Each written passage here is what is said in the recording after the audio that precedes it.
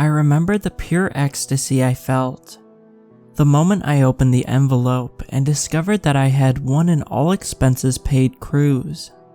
I had never won anything in my life, so I was overjoyed to win something so incredible. At the time, I didn't even think about the fact that I didn't remember entering any competitions.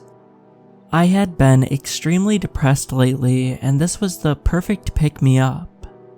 The day arrived and I stood on the quay and gazing at the gigantic cruise ship and was in awe of its beauty.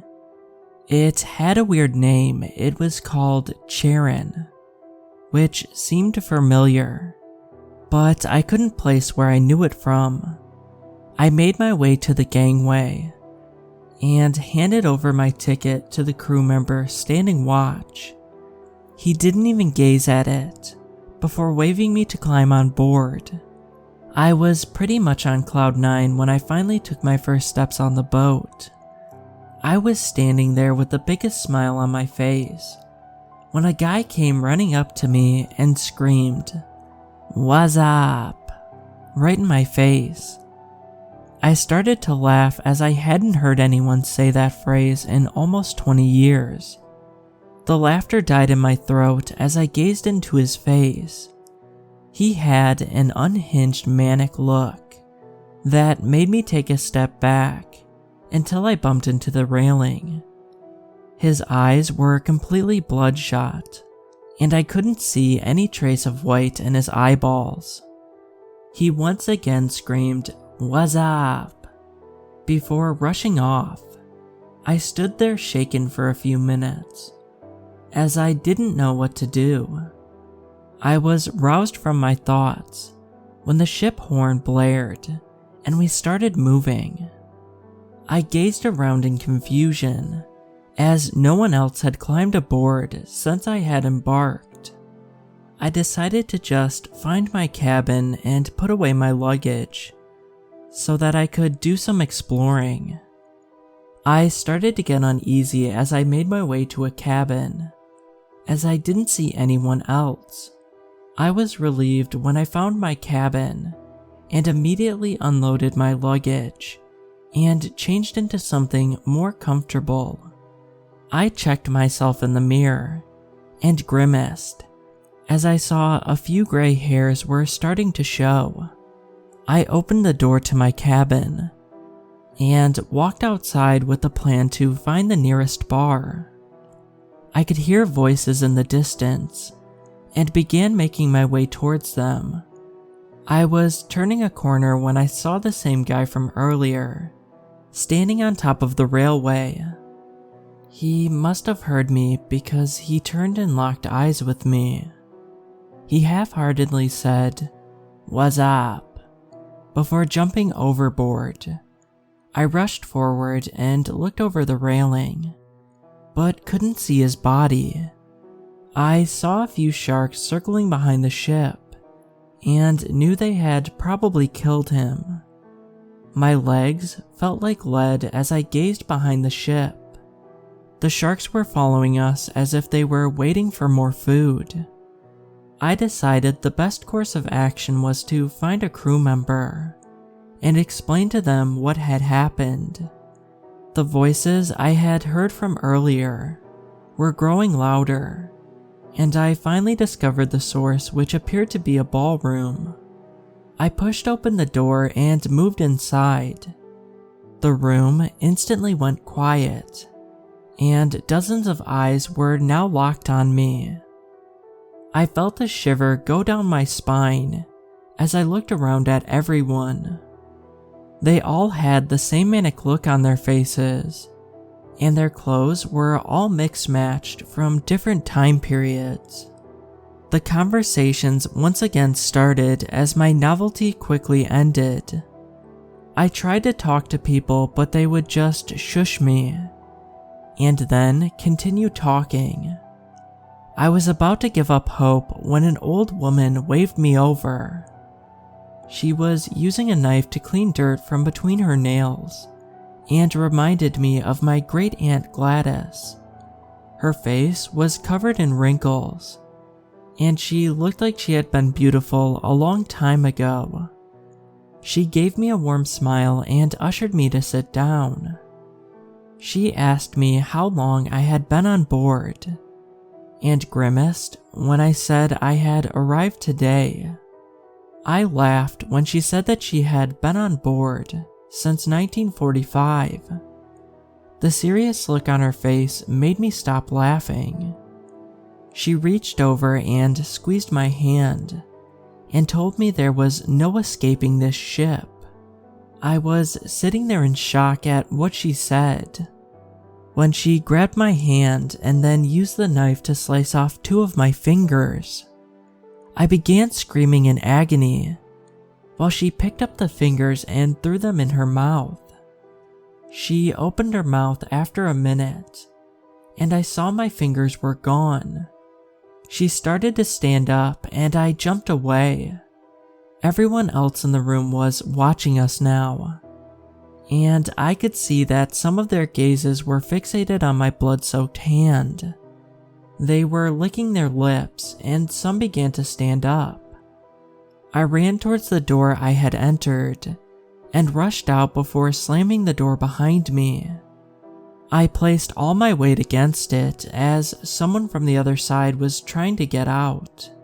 They gave up after a few moments, but I didn't move in case it was just a ploy to get me to move.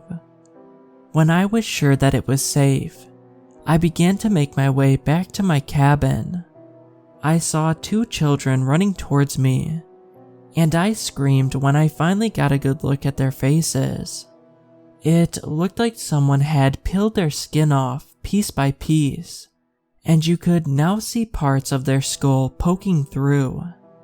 They rushed by me while giggling, and didn't even give me a second glance. I began to run, rushing inside my cabin, and locking the door behind me.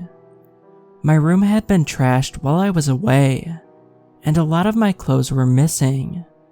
I grabbed a shirt and wrapped it around my bleeding fingers, in hopes of stemming the flow of blood.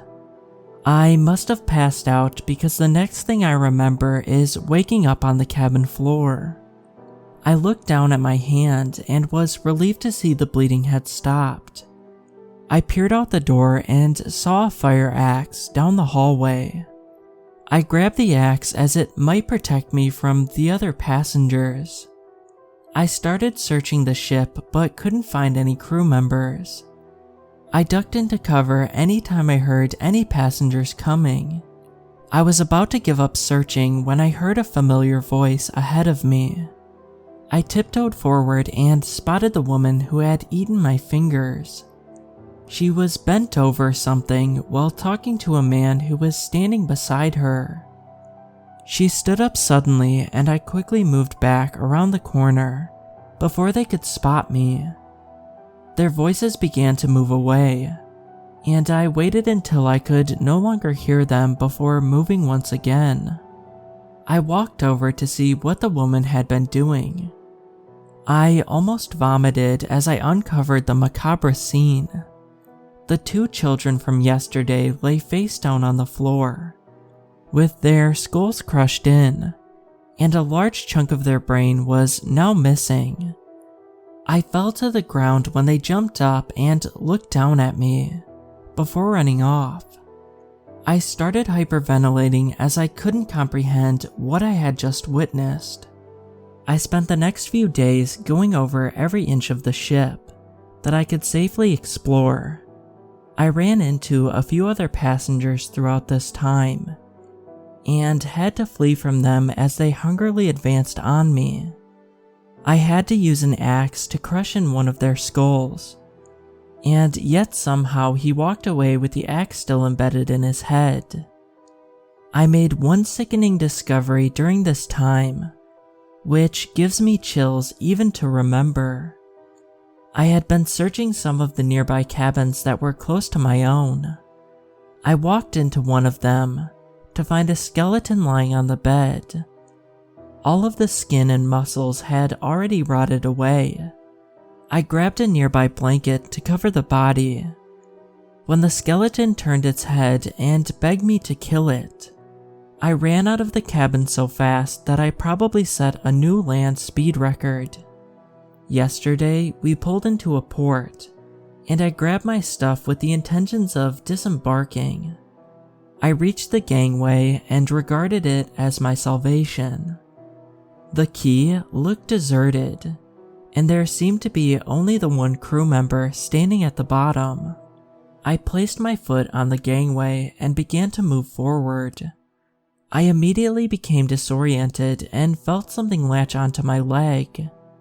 I froze in terror as I looked down at an endless black abyss filled with thousands of rotting corpses. Many of them were somehow making their way towards me. One of them had a grip of my ankle and was pulling me downwards to join the others. I lashed out with my other leg and kicked them repeatedly until they let go. I fell backwards onto the deck of the ship, with a rotting hand still attached to my leg. I quickly wrenched it free and lobbed it overboard. I stood up and stared at the gangway as it looked completely normal once again. A family of 4 walked up the gangway, and the parents were giving me concerned looks as they moved past me. One of their children kept glancing back at me as they moved away. I wish that I had warned them not to come on board, but it is too late now. The next day, I was making my way along in hopes of finding something to eat. I stopped dead in my tracks as I spotted the decapitated head of the child from yesterday. Her body was nowhere to be seen, and there were bloodstains on the floor, which makes me think someone dragged it away. She suddenly opened her eyes and asked me to help her find her mommy and daddy. I picked up her head and told her I would help her as best as I could. I dropped her over the railing and hope that this will help release her from this ship. The sharks instantly devoured her, and I felt a tear running down my cheek. I now stand beside the railing, looking back at the sharks and wondering if the "what's up" guy had made the right choice. I am beginning to wonder if I will be brave enough to make the same choice as him, to escape this cruise from hell.